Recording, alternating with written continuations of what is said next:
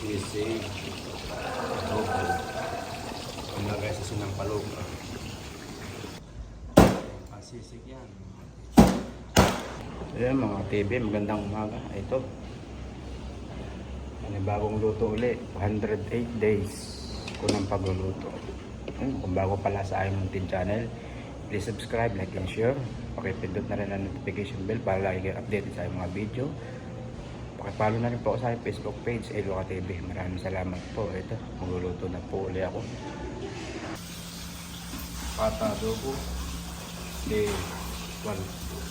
Cos 108. Ayaw, sinampalukang manok. Hanguin na. Ayan, bigat ang tulingan, no? Bigat ang tulingan. Nagabong setaw, gulay. Merienda natin na bilo-bilo. Yeah.